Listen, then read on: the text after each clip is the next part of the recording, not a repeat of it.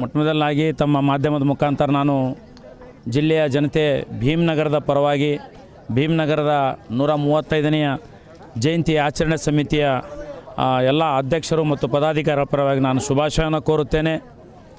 ಈ ಒಂದು ಭೀಮನಗರದ ಒಂದು ಐತಿಹಾಸಿಕ ಇತಿಹಾಸ ಇದೆ. ಇದಕ್ಕೆ ತನ್ನದೇ ಆದಂಥದ್ದು. ಯಾಕೆಂದರೆ ಬೀದರ್ ಜಿಲ್ಲೆಯಲ್ಲಿ ಮತ್ತು ಬೀದರ್ ನಗರದಲ್ಲಿ ಏನು ಮೆರವಣಿಗೆಗಳದ್ದೇನು ಪ್ರಥಾ ಚಾಲು ಆಯಿತು, ಪ್ರಾರಂಭ ಆಯಿತು. ಅದು ನಮ್ಮ ಹಿರಿಯರು ಕೈಯಾಗ ಬಾಬಾ ಸಾಹೇಬನ ಫೋಟೋ ಹಿಡ್ಕೊಂಡು ಜಯಂತಿ ಅಂದ್ರೆ ಅವಾಗೇನು ಡಿ ಜೆ ಇದ್ದಿಲ್ಲ, ಅವಾಗ ಬ್ಯಾಂಡ್ ಇದ್ದಿಲ್ಲ, ಆವಾಗ ಭಜನೆ ಮಾಡ್ಕೋತಾ ಹೋಗ್ತಿರು ನಮ್ಮವರೆಲ್ಲ. ಅಂಥ ಒಂದು ಭೀಮನಗರದಲ್ಲಿ ನಾನು ಹುಟ್ಟಿದ್ದು ನಂದು ಸೌಭಾಗ್ಯ. ಯಾಕೆಂದರೆ ಇದೊಂದು ಪ್ರಾಚೀನ ಗಲ್ಲಿ ಇರೋದರಿಂದ ಮತ್ತು ನಮ್ಮ ಹಿರುಗಳೇನು ಹಾಕಿಕೊಟ್ಟಿದ್ದಾರೆ ಮಾರ್ಗದರ್ಶನ, ಅದನ್ನು ಚಾಚು ತಪ್ಪದೆ ಪ್ರತಿ ವರ್ಷ ಒಂದು ಆಯೋಜನೆ ಸಮಿತಿಯಾಗಿ ಇಲ್ಲಿ ಭೀಮನಗರದಲ್ಲಿ ವಿಶಿಷ್ಟವಾದ ಜಯಂತಿ ಆಗ್ತದೆ.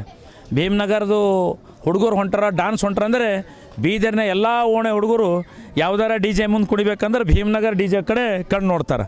ಇವತ್ತಿಂದು ವಿಶೇಷ ಮಹಾರಾಜ ಬಾಂಡ್ ಮಾಡಿದ್ದಾರೆ. ಇವತ್ತೆಲ್ಲ ಆಯೋಜನ ಸಮಿತಿ ನಮ್ಮ ಉದಯ ನಾಯಕ, ನಮ್ಮ ಶ್ರೀನಿವಾಸ, ನಮ್ಮ ನವೀನ್, ಎಲ್ಲರೂ ನಮ್ಮ ಆದಿತ್ಯ, ನಮ್ಮ ವಿಷ್ಣು, ಸಾಕಷ್ಟು ಈಗ ಹೆಸರು ಹೇಳಿದ್ರೆ ಭಾಳ ಮಂದಿ ಅದ.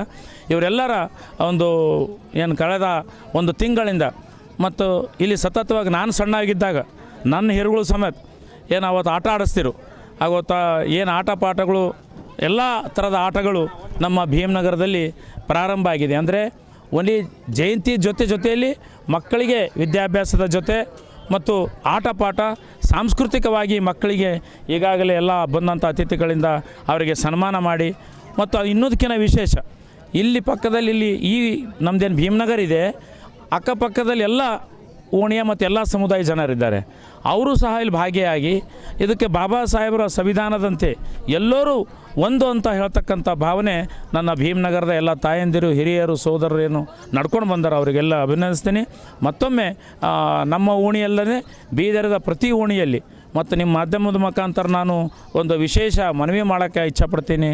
ಬಾಬಾ ಸಾಹೇಬರ ಇಡೀ ಒಂದು ಕೊಡುಗೆ ಭಾರತದ ಪ್ರತಿಯೊಂದು ನಾಗರಿಕರಿಗೆ, ಪ್ರತಿಯೊಂದು ಸಮುದಾಯದವರಿಗಿದೆ. ಅವರು ಸಹ ಎಲ್ಲರೂ ತಮ್ಮ ಓಣಿಯಲ್ಲಿ ತಮ್ಮ ಎಷ್ಟೇ ಅಲ್ಪ ಸ್ವಲ್ಪನೇ ಆಗಲಿ ಬಾಬಾ ಸಾಹೇಬ್ರದ್ದು ಇವತ್ತಿನ ದಿನವನ್ನು ಅವರವರು ಜಗದಲ್ಲಿ ವಿಚಾರ ವ್ಯಕ್ತಪಡಿಸಿದಾರ.